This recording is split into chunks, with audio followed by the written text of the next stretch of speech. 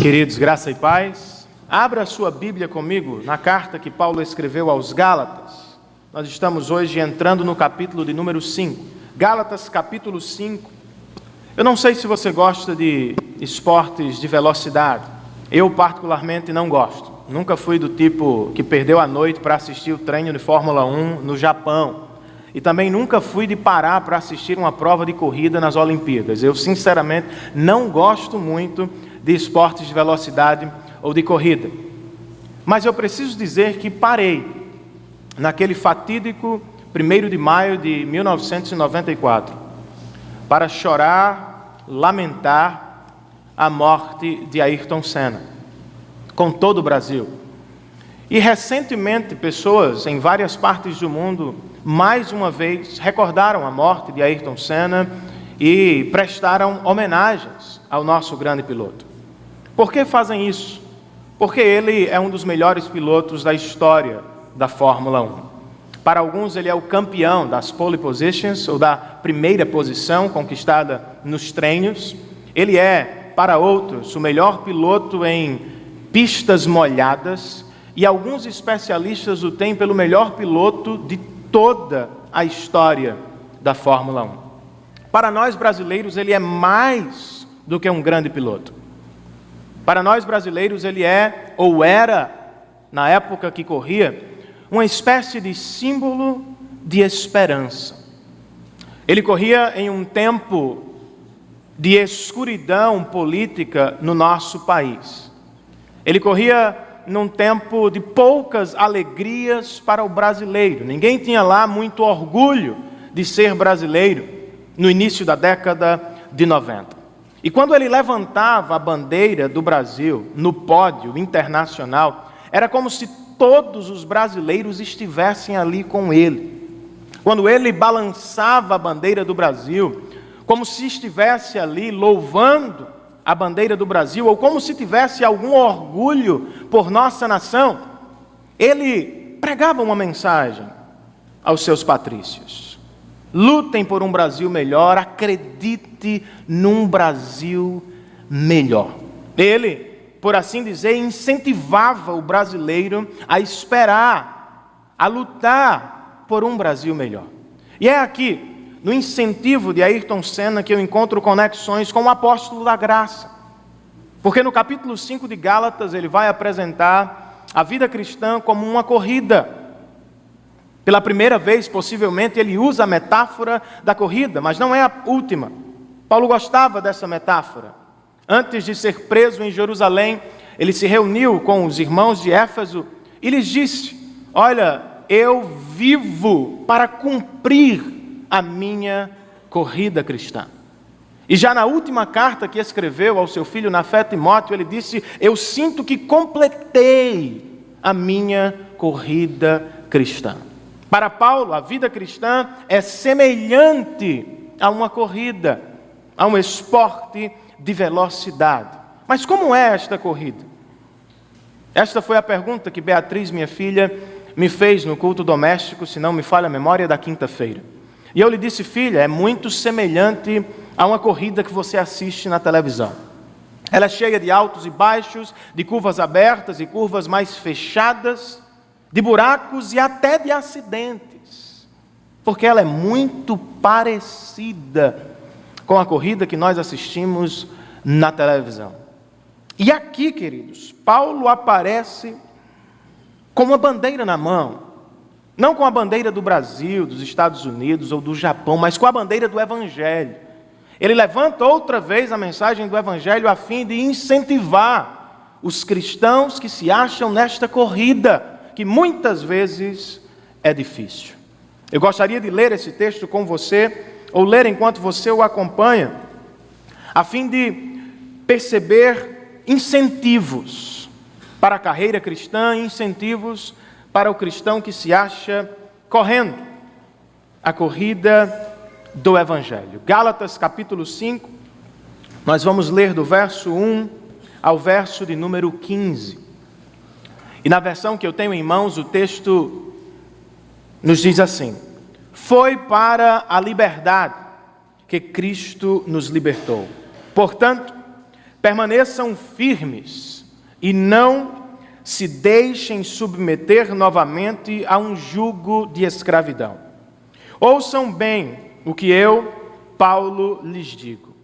Caso se deixem circuncidar, Cristo de nada lhes servirá.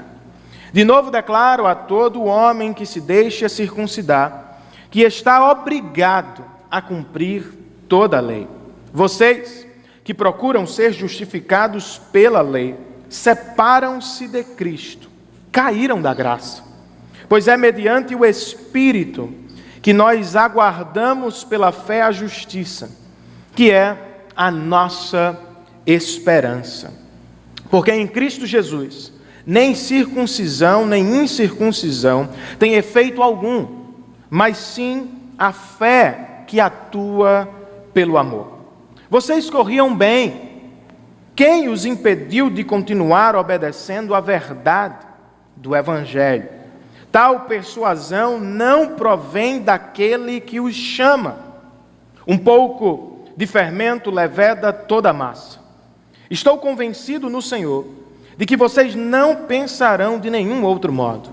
Aquele que os perturba, seja quem for, sofrerá a condenação.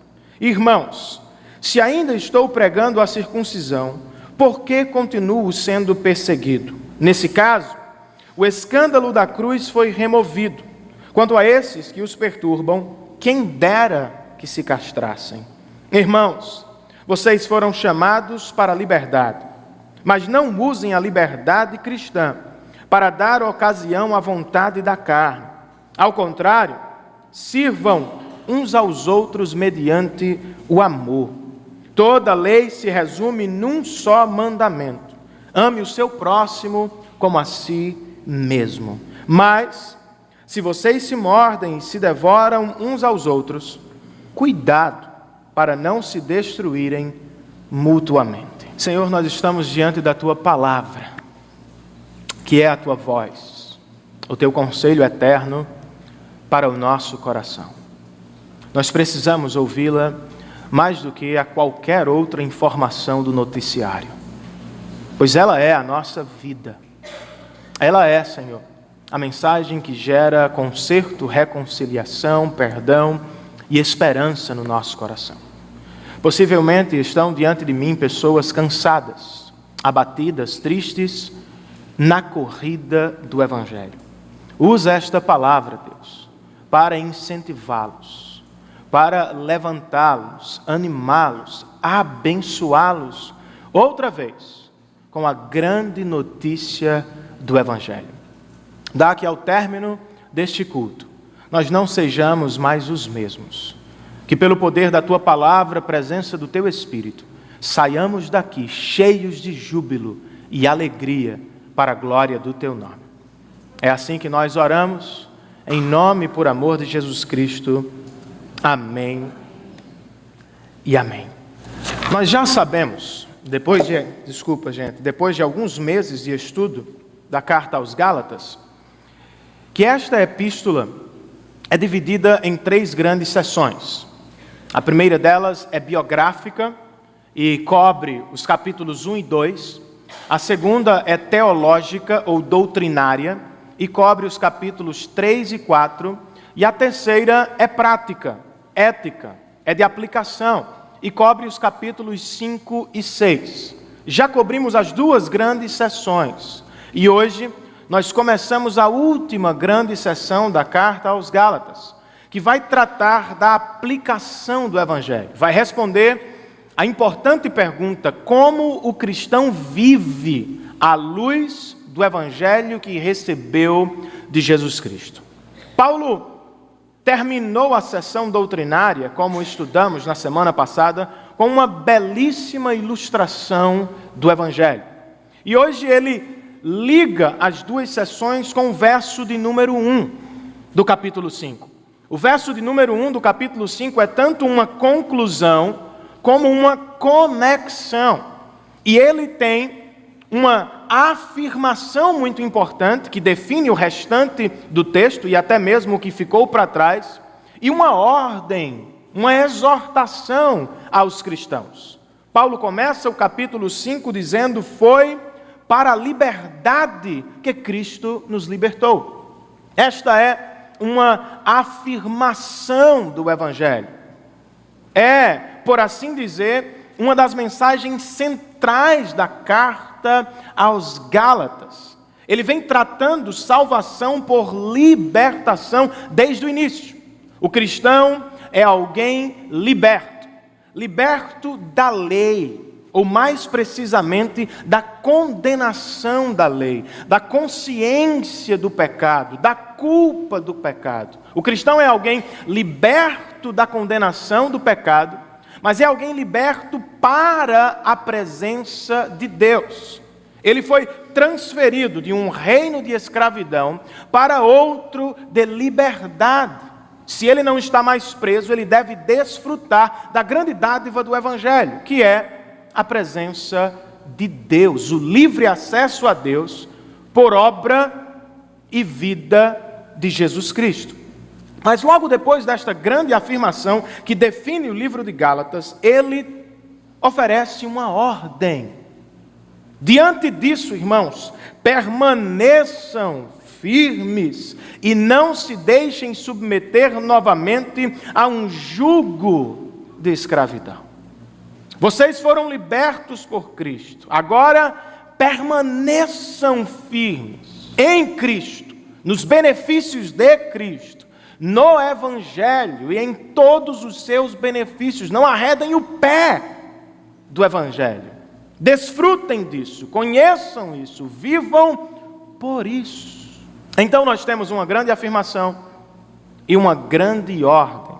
Em outras palavras, quando Paulo diz que os cristãos devem permanecer no Evangelho, para usar a metáfora que ele vai usar neste parágrafo, ele está dizendo que o cristão precisa correr a corrida do Evangelho, a carreira cristã, sem perder de vista os grandes benefícios do Evangelho. A grande pergunta é como correr a corrida do Evangelho sem perder de vista seus grandes benefícios. E hoje, neste parágrafo, Paulo oferece 3 grandes incentivos aos cristãos. E eles estão na segunda página do seu boletim. Se você quiser acompanhar, anotar alguma coisa, há um pequeno espaço para anotações. O primeiro grande incentivo de Paulo no texto está entre os versos 2 e 6. E eu o defini assim: a fim de permanecer na corrida do Evangelho, a fim de perseverar na corrida cristã, o cristão deve sempre olhar para Cristo. Eu poderia colocar esta verdade em termos negativos. Para permanecer na corrida do Evangelho, o cristão não pode abrir mão de Jesus Cristo. Não pode perder de vista seu Salvador. Ele não pode correr a corrida cristã sem ter os seus olhos fitos em Jesus Cristo. Mas há alguém que corre sem olhar para Cristo, a carreira cristã? Eu acho que sim. E é o que Paulo está dizendo. Veja o verso 2. Ouçam bem o que eu, Paulo, lhes digo. Caso se deixem circuncidar, Cristo de nada lhes valerá. Talvez a circuncisão não seja mais do que uma pequena cirurgia para você.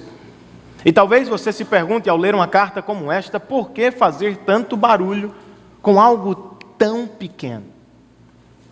Na igreja da Galácia, circuncisão não era uma mera cirurgia pequena. Era um símbolo teológico.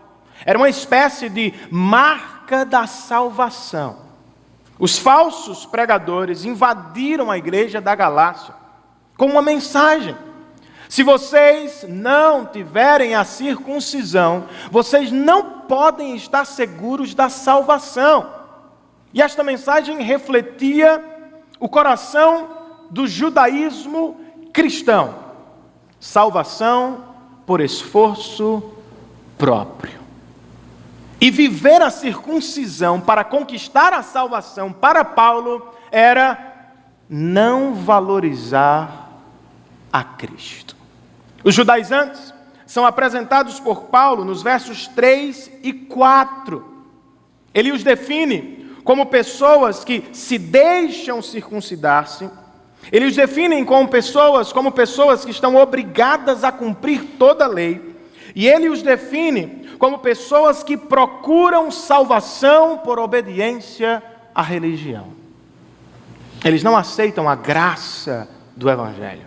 Eles querem conquistar Deus e todas as suas dádivas. No verso 5, Paulo apresenta um contraste entre o falso e o verdadeiro cristão.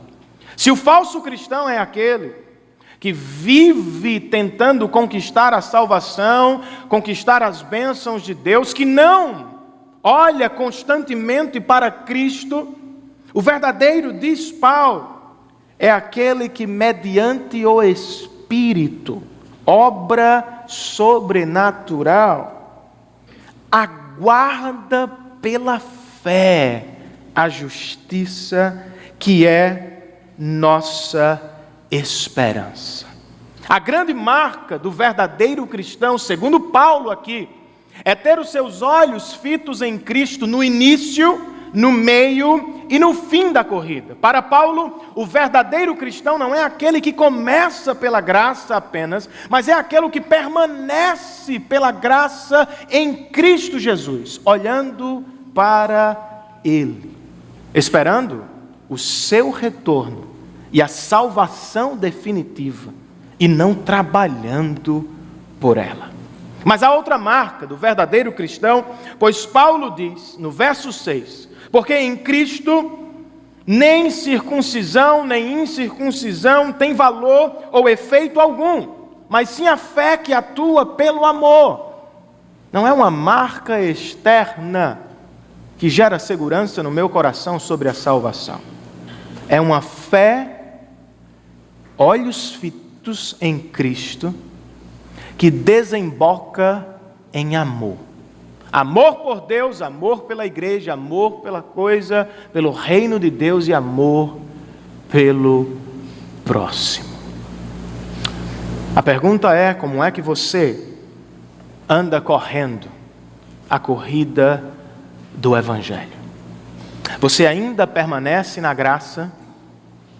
Ou você começou pela graça e depois de anos de cristianismo, abandonou a graça e hoje vive uma espécie de religião por obras? Você é alguém que permanece na pista do Evangelho da graça? Ou você é alguém que vive hoje dentro do reino de Deus como se todas as bênçãos do Senhor dependessem de você? Como é que eu corro a corrida cristã? Com os meus olhos fitos em Cristo. Como é que eu posso permanecer na fé olhando para Cristo? Lembre o seu coração de uma verdade poderosa, simples, óbvia, e por isso talvez seja esquecida. Jesus nos salvou, queridos. Não foi você quem se salvou, não fui eu quem me salvei. Jesus Cristo me salvou. Toda glória seja dada a Ele. Eu preciso lembrar o meu coração desta grande verdade. Não foi minha justiça, não foi minha beleza, não foi o que fiz que me deu o status de filho de Deus. A minha salvação não foi conquistada por minha religiosidade.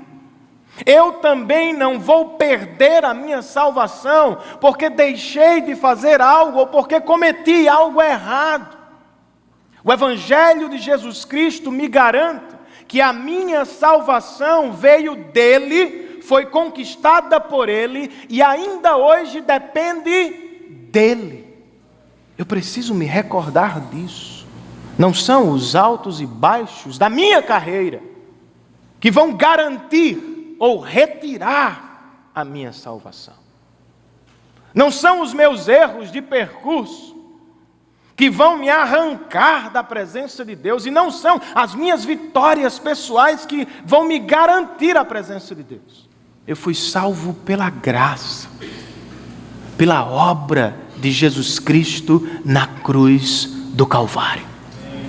Como é que eu continuo na carreira cristã sem perder Cristo de vista, me lembrando desta verdade, mas também olhando para Ele como fonte de toda bênção do Senhor? Paulo diz que o verdadeiro cristão é aquele que entra no reino de Deus pela graça, e é aquele que vive dentro do reino pela graça. Foi Ele quem me trouxe, e é Ele quem me sustenta. Foi Ele quem me salvou, e é Ele quem me levará até a glória dos céus. E aqui eu preciso notar algo importante com vocês. A palavra aguardar ou esperar. Timothy Keller, pastor presbiteriano em Nova York, diz que o esperar da Bíblia é bem diferente do esperar contemporâneo. O esperar contemporâneo pode sugerir dúvida, incerteza. Por exemplo, na frase, eu espero que tudo dê certo com você amanhã, eu estou expressando alguma dúvida sobre o futuro. O esperar da Bíblia, as bênçãos futuras daqueles que estão dentro do reino, segundo Paulo, são certas. O esperar da Bíblia expressa certeza. O esperar da Bíblia, segundo Paulo, é hoje, vivendo o presente, olhar para o futuro e dar por certo: eu viverei com Cristo para sempre. Paulo está certo disso, ele está na vida presente, mas quando olha para o que chamamos de glorificação, o estado final dos cristãos, ele diz: eu estou certo. Nós aguardamos com expectativa o retorno de Cristo, e este é o estado final do crente. Ele viverá com Cristo para sempre. Para usar uma imagem, Paulo está na corrida cristã, erguendo o seu pescoço sobre os percalços da corrida. E ele está dizendo: eu vejo pela fé, Jesus está voltando, e Ele me dará a sua salvação de maneira definitiva. Faça o mesmo, irmão. Erga o seu pescoço sobre os problemas. Veja para além do seu presente. Espere as bênçãos do Senhor, elas são certas. Mais do que esperar qualquer bênção, espere a grande bênção do cristianismo. Jesus voltará para buscar a sua igreja. E Ele está voltando, queridos. Por que eu preciso desejar isso? Porque é bom desejar isso. Porque o mundo jaz no maligno. Porque o nosso mundo é permeado por doenças terríveis, por homens maus, incentivados e influenciados por demônios. O nosso mundo é o mundo da decepção, da traição, do desânimo. É o mundo que me faz visitar irmãos da minha igreja presos a uma cama esperando a morte. É o mundo que nos faz chorar por crianças que se vão e por velhos que sofrem. O mundo no qual vivemos não é o melhor dos mundos. Mas eu posso esperar por algo melhor. Pois quando Ele voltar, nunca mais eu vou visitar alguém no hospital. Nunca mais eu vou chorar a morte de uma criança. Nunca mais eu vou entrar em desespero pelo que o homem mau faz à minha volta. Nunca mais eu vou derramar uma lágrima de tristeza pelo sofrimento do meu próximo. Nunca mais, queridos. O que o cristão deve esperar é o oposto de nunca mais. Para sempre. Para sempre eu vou desfrutar da presença do meu Deus. Para sempre eu vou desfrutar da alegria do meu Deus. Para sempre eu vou desfrutar da alegria, da liberdade do pecado. Para sempre e sempre eu estarei gozando da alegria na presença do Senhor. Eu preciso esperar um mundo melhor. E isto é marca dos verdadeiros cristãos. A fim de permanecer na corrida do Evangelho, Paulo diz, o cristão deve sempre olhar para Cristo. Faça isso hoje. Seu segundo incentivo, queridos, a fim de permanecer na corrida do Evangelho, o cristão deve lutar pela mensagem de Cristo, ou pelo Evangelho de Cristo. Se na primeira parte do texto ele faz um contraste entre o falso e o verdadeiro cristão, agora, a partir do verso 7, ele faz um contraste entre o falso e o verdadeiro pregador. Ele começa com a sua metáfora: vocês corriam bem, vocês começaram bem. Quando eu preguei o Evangelho a vocês, vocês viviam bem, vocês corriam bem. Quem os impediu de obedecer à verdade do Evangelho? Quem entrou no caminho e os empurrou para outra pista que não a do Evangelho? O que foi que aconteceu com vocês? Vocês conhecem o Evangelho, mas vivem como se não conhecessem.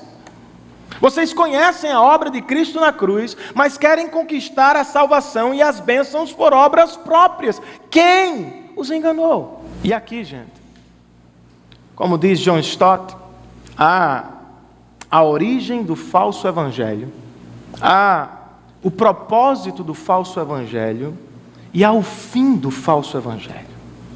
E eu acho que isso é por demais importante para não ser notado. Paulo diz, no verso 8, que tal mensagem não provém daquele que os chama. Existe um falso evangelho. E tal evangelho não vem de Deus. Vem do diabo, pai de toda mentira. Todo evangelho que torna o pecador um conquistador da salvação e de suas bênçãos vem do diabo. Todo evangelho que prega outra mensagem que não Jesus Cristo crucificado na cruz, vem do diabo. Porque o Deus da Bíblia não oferece salvação a quem pode se salvar. Ele chama pecadores que não podem se salvar. Ele não troca bênçãos, presentes com os pecadores. Ele não barganha sua dádiva, ele simplesmente abençoa o pecador. Ele não espera que o pecador tenha condição de se aproximar. Ele chama o pecador e dá ao seu coração condição de estar na sua presença. Todo evangelho que não é este vem de Satanás. E o que é que ele causa? Qual é o seu propósito? Paulo diz que o seu propósito é perturbar os irmãos. O seu propósito é bagunçar a cabeça do verdadeiro cristão. É gerar nele temor, medo, dúvida. E agora? Eu sou salvo ou não? E agora? Eu sou abençoado ou amaldiçoado? Alguém me perguntou no hospital esta semana: pastor, por que estou passando por isso? Eu sou amaldiçoado? Eu disse: minha irmã, você foi abençoada com toda sorte de bênçãos em Jesus Cristo. Não há maldição para o cristão. Mas o que é isso, gente? Uma televisão que vive ligada no canal do falso evangelho, que vive dizendo ao povo de Deus: vocês não são abençoados porque têm uma doença, vocês não são abençoados porque são pobres, vocês não são abençoados porque estão praticando este ou aquele pecado. Isso gera confusão, perturbação, medo. Não vem de Deus. Qual é o fim do falso evangelho? Paulo vê dois aqui. Um deles é: ele não triunfará. Paulo diz: eu estou convencido no Senhor, não em vocês. Eu estou convencido no Senhor que vocês não entenderão de outra forma. Ou seja, Paulo está dizendo, eu tenho certeza que Deus não vai perder os seus filhos. Ele vai perseverar com eles. Ele vai os proteger, Ele vai os preservar. E ainda que saiam da rota do Evangelho, Deus vai trazê-los de volta. Mas há um outro fim, e a condenação. Paulo diz, seja quem for, tal pessoa que perturba a igreja sofrerá condenação. Verso 10. E no verso 12, quem dera que tais perturbadores se castrassem. Talvez Paulo estivesse falando sobre os sacerdotes da deusa Cibele da Galácia, que para servir precisavam se castrar, precisavam ser eunucos. Se vocês querem tanto conquistar a salvação por cortem de uma vez e sirvam ao falso Deus de vocês. Mas talvez ele estivesse pensando no Antigo Testamento, que dizia aos eunucos, vocês não podem entrar, os castrados não podem entrar no templo do Senhor, não podem se aproximar de sua presença. Em outras palavras, ele estava dizendo que eles sejam cortados do povo de Deus e amaldiçoados para sempre. E antes que você diga que Paulo é esse, eu vou repetir o que eu disse na primeira ou segunda mensagem deste estudo. Ele amaldiçoou os falsos profetas no início, está fazendo aqui outra vez. Não veja isso como ira de um homem mundano, veja isso como ira santa. Ele está sob o Espírito de Cristo, e o Cristo que ele servia teve o mesmo Espírito. Falando aos religiosos, ele disse certa vez, é melhor pegar uma grande pedra, amarrar ao pescoço e se lançar ao mar, do que enganar e desviar um só dos meus pequeninos. Paulo está irado, irmãos, por amor a Cristo, que morreu na cruz para a salvação do pecador, e por amor à igreja, que fica perturbada com a falsa mensagem. Mas ele não é apenas alguém que se levanta contra, ele é um modelo de pregador. E ele apresenta aqui duas características de um verdadeiro pregador: perseguição por causa do Evangelho e fidelidade ao escândalo do Evangelho. Se eu prego um falso Evangelho, Paulo pergunta, por que me perseguem? Por que os judeus estão irados contra mim? Por que sou apedrejado? Por que sou expulso de cidades? Por que me perseguem? Os judaizantes não gostavam de perseguição, os falsos pregadores não gostam. Os judaizantes na época diziam ao homem, vocês podem conquistar a salvação porque vocês são bons, basta obedecer. Paulo dizia, não, vocês são péssimos, vocês são depravados, vocês são pecadores terríveis, vocês são tão feios e tão ruins, que não conseguem conquistar a salvação, mas não se desesperem, Cristo morreu para dar salvação a vocês. Mas um homem pendurado no madeiro é um escândalo. Escândalo para o judeu, que tinha a cruz como lugar de maldição. Escândalo para o romano, que tinha a cruz como símbolo de vergonha. E escândalo para o grego, que tinha a cruz como foto da fraqueza. Para Paulo, não. Escrevendo aos Romanos, ele diz, eu não me envergonho do Evangelho, porque só ele é poder de Deus para a salvação de todo aquele que nele crê.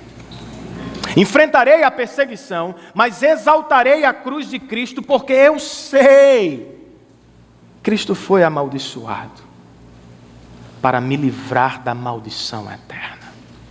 Ele foi envergonhado para nos arrebatar da vergonha eterna.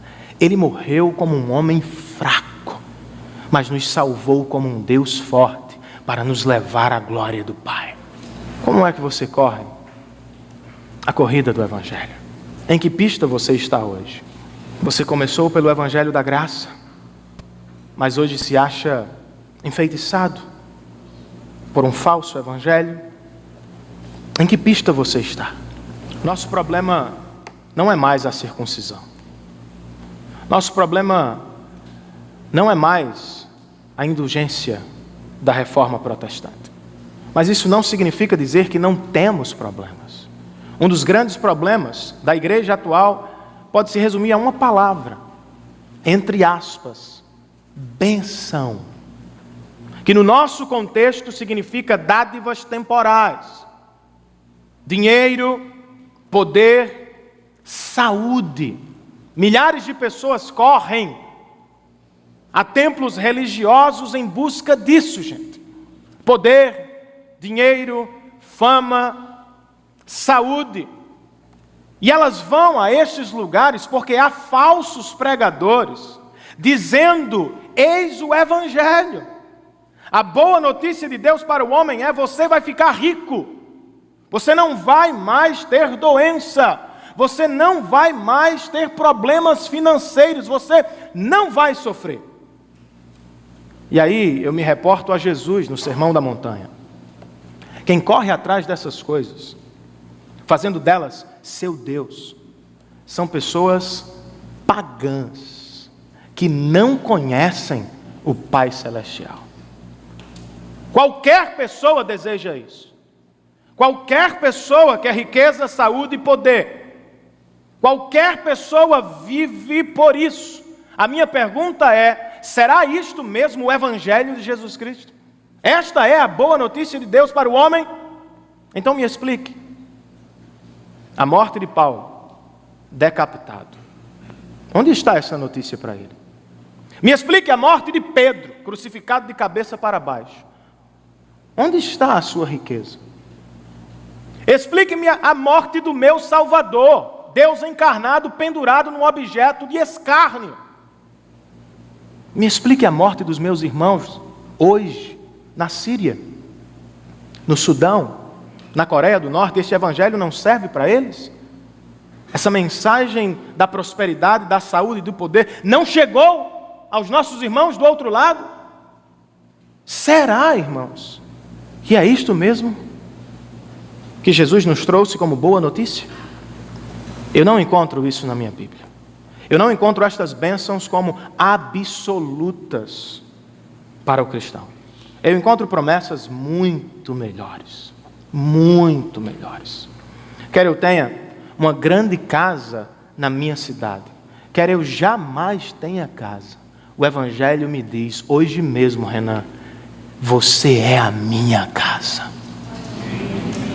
Quer eu compre um apartamento em 5 anos, quer eu compre uma casa em 10 anos, quer eu jamais consiga comprar um imóvel próprio, o Evangelho me diz: não se preocupe, você terá uma casa eterna nos céus. Quer você more na comunidade mais pobre de João Pessoa, quer você more no melhor condomínio fechado, não se preocupe, um dia você vai morar com Ele no reino de glória. Quer eu viva muitos dias, quer eu viva apenas mais alguns dias, e não seria grande tragédia, eu viverei com Ele para sempre. Para sempre, irmãos. Para sempre. A notícia do Evangelho é infinitamente superior. Porque ela não serve para mim apenas quando eu estou por cima. Ela serve para mim em todo o tempo da minha vida. O que eu faço? Se o meu coração está enfeitiçado? O que eu faço se as pessoas que estão à minha volta se acham desanimadas com o verdadeiro Evangelho e quem sabe, tocadas pelo falso Evangelho? Eu prego o Evangelho outra vez, ao meu coração, ao coração do meu irmão.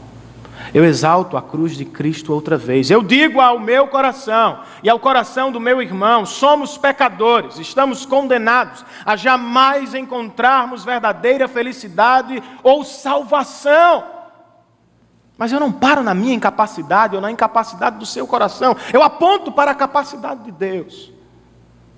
Em Cristo Jesus, Deus nos deu salvação, liberdade, alegria e paz com Ele. Eu levanto a cruz de Cristo outra vez e eu sei que ela continua sendo escândalo Era escândalo para o judeu, para o grego, para o romano. É escândalo para o homem moderno. É grotesco. É arcaico, é primitivo. Um homem morrer no lugar de outro. Um homem ensanguentado sem roupas. Isso é primitivo.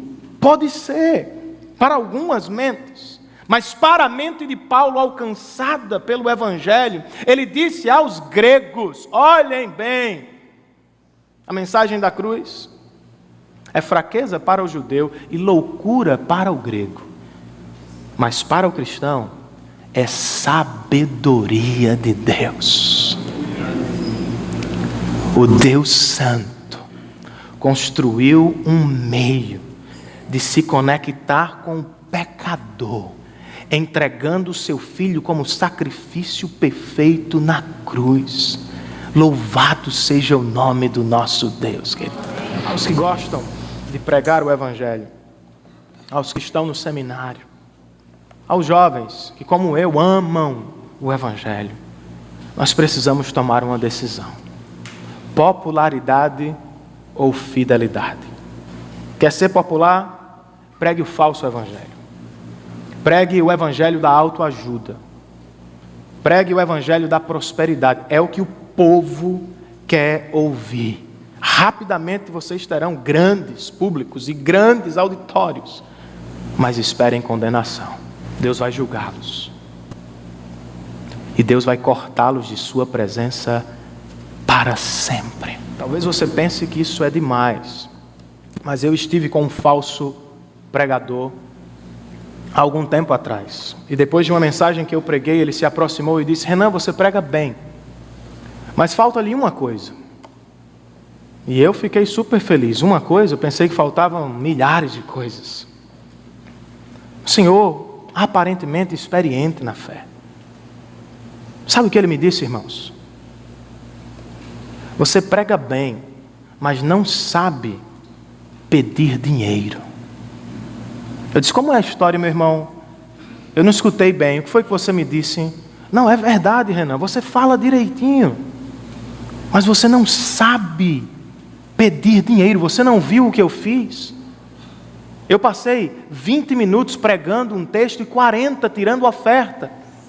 Gente, eu procurei um buraco.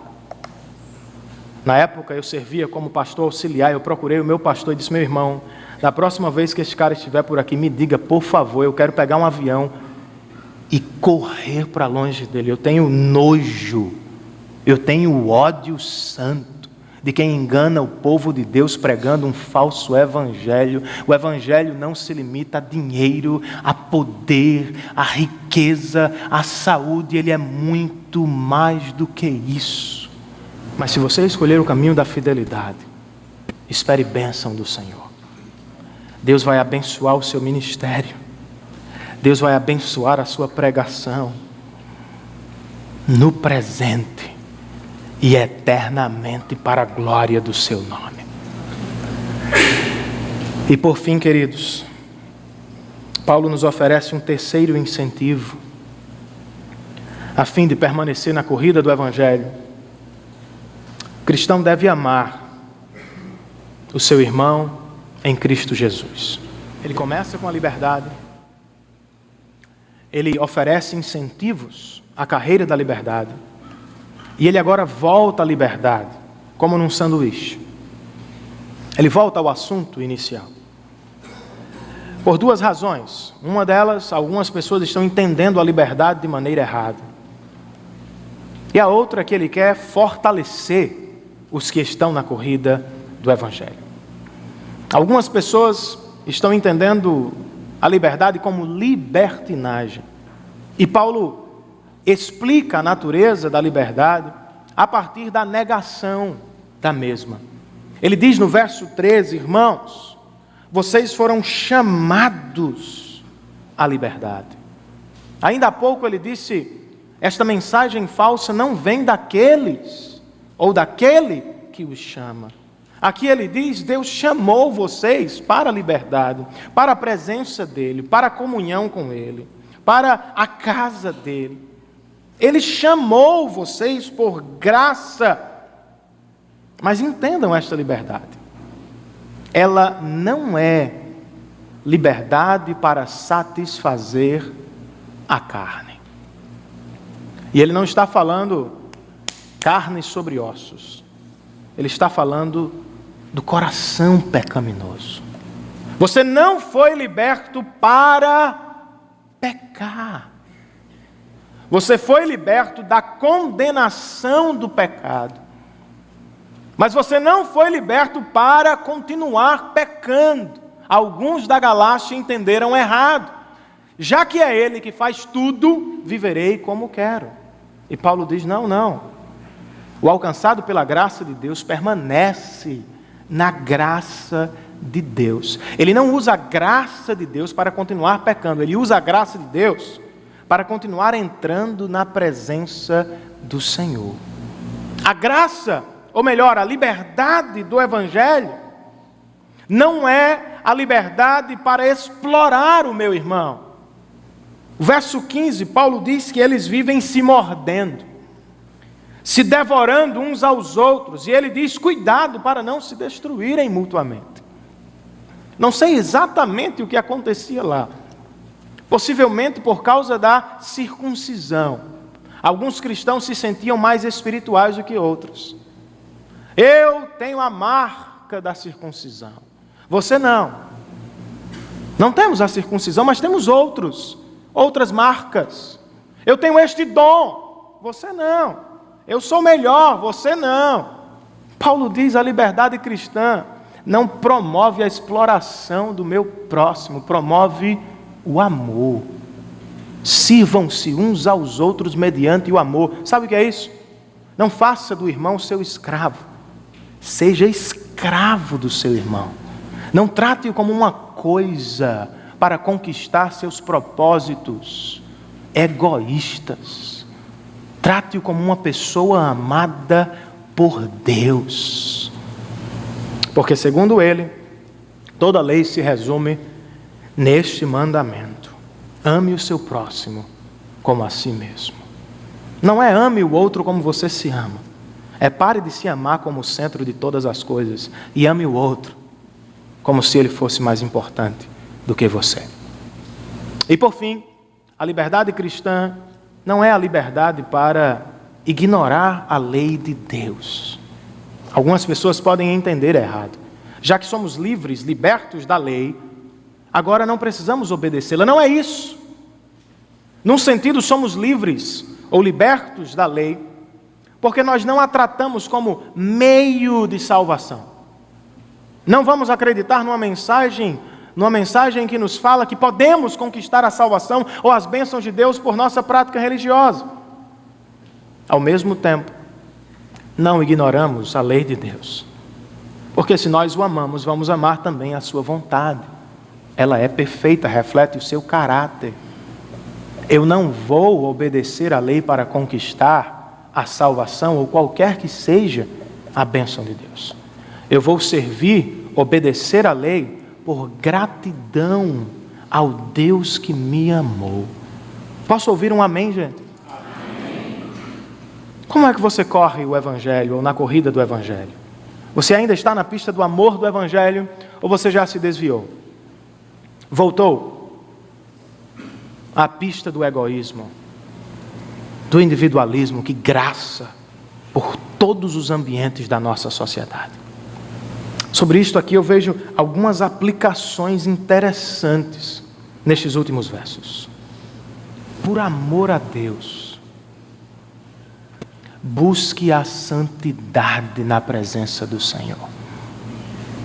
Por amor a Deus, busque a santidade na presença do Senhor. O cristão não vive mergulhado no pecado, irmãos. Ele sabe que Deus odeia o pecado. Ele peca, mas ele não tem prazer constante, contínuo no pecado, porque ele sabe que era por causa do pecado um inimigo de Deus. Ele não usa a liberdade para continuar pecando, ele usa a liberdade para se aproximar de Deus. Por amor, por amor. Desfrute da presença do Senhor. Use da liberdade cristã para estar mais perto de Deus e não mais longe dele. Outra aplicação: resolva o conflito, problemas de relacionamento, com o amor do Evangelho. Jesus Cristo nos amou, queridos, e Ele se entregou por nós na cruz do Calvário. Ele nos amou e morreu no nosso lugar. Não foram apenas palavras, não foi um sentimento. O amor de Jesus se traduziu em carne e sangue, atos de amor. Ao morrer na cruz do Calvário, Ele resolveu o nosso maior problema, o nosso grande conflito: o Deus Santo e o homem pecador. Quer resolver o conflito na sua casa? Morra para a sua vontade. Quer resolver o conflito entre irmãos? Morra para a sua vontade.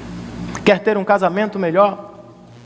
Viva para a felicidade do outro, e nela você encontrará a sua.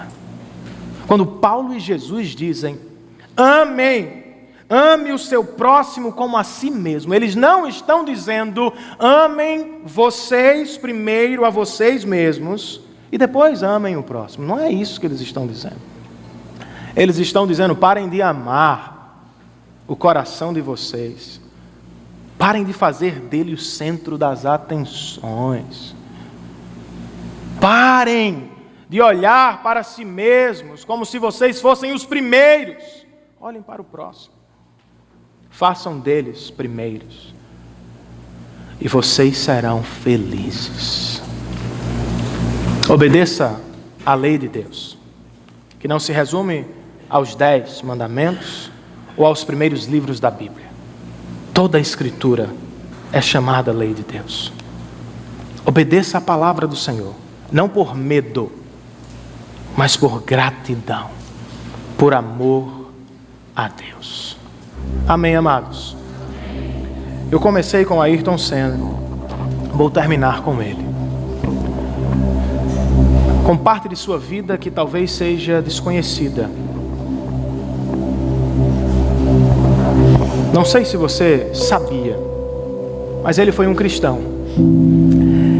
E um dos sites de pesquisa que consultei o define por um cristão devoto, ou um homem devoto ao cristianismo. Recentemente saiu um documentário de Senna que retrata este lado de sua espiritualidade mais do que todas as narrações de Galvão Bueno. E eu vou citar apenas trechos.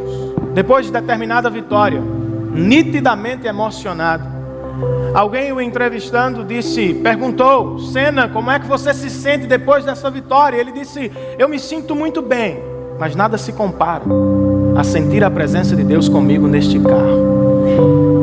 Está no documentário. Senna, uma outra corrida, ele beirou a perfeição. Ele passou por Prost e nunca mais o viu durante a corrida.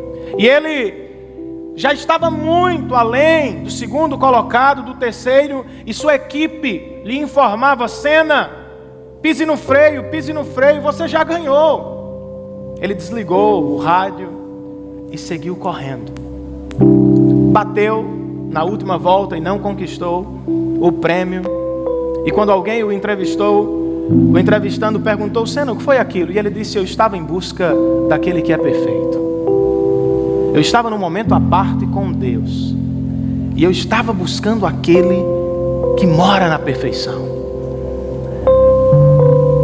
Prost o condenava constantemente, e condenava esta atitude. Ele diz que Deus está com ele, por isso ele corre mais do que todo mundo. Ele vai acabar matando os seus companheiros, porque ninguém consegue ser tão rápido. E ele respondeu: não, eu não sou imune aos acidentes, mas eu sei que na vitória ou na derrota Deus estará comigo. E nada mais me impressiona do que a fala dele no dia da sua morte. Seu colega de trabalho morreu no sábado, Roland Ratzenberger, se não me falha a memória. E Senna não sabia se correria no dia seguinte. Chegou a dizer ao diretor ou ao dono da Williams que não correria. No domingo, cedo pela manhã, ele fez o que sempre fazia. Relato da sua irmã, Viviane Sena. Ele entrou para o seu quarto, leu a palavra e orou ao Senhor. Quando ele saiu, ele disse à sua irmã: eu vou correr, porque hoje Deus me disse que Ele vai me dar o melhor presente que tem para mim. E ela disse: que presente você quer? Você já tem tudo. Você já é tricampeão mundial, quebrou inúmeros recordes. O que você poderia ganhar de Deus? Sabe qual foi a resposta de Sena? Diferente de tantos cristãos. Ele disse: o melhor presente de Deus só pode ser Deus. Hoje Deus me dará a si mesmo. Que para muita gente foi uma tragédia, para Sena não foi tão terrível assim. Porque como milhares de cristãos, ele viveu correndo a corrida do Evangelho. Tenho certeza, não sou criança para dizer que ele não viveu acidentes na sua vida moral. Mas quem não viveu? Viveu alguns acidentes, caiu em alguns buracos, errou em algumas decisões, mas ele buscou o melhor presente de Deus durante a vida. E sabe o que está escrito na sepultura de Sena? Romanos 8:39. Nada pode me separar do amor de Deus em Cristo Jesus. Eu não sei como você está na corrida cristã. Não sei se você se encontra no início, no meio, no fim. Não sei se está cansado, animado, cabisbaixo, triste. E também não preciso saber de tudo. O que você precisa saber é que nada vai separá-lo de Jesus Cristo. O que você precisa saber é que Ele, o melhor presente de si mesmo, jamais vai desistir de você. O que você precisa saber é que Ele estará com você na alegria e na tristeza, na saúde e na doença, na bonança e na pobreza, nos momentos de facilidades da vida, mas especialmente nos momentos de dificuldades. Você nunca estará sozinho.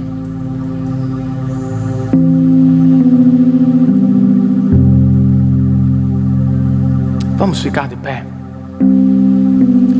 Vamos cantar ao Senhor.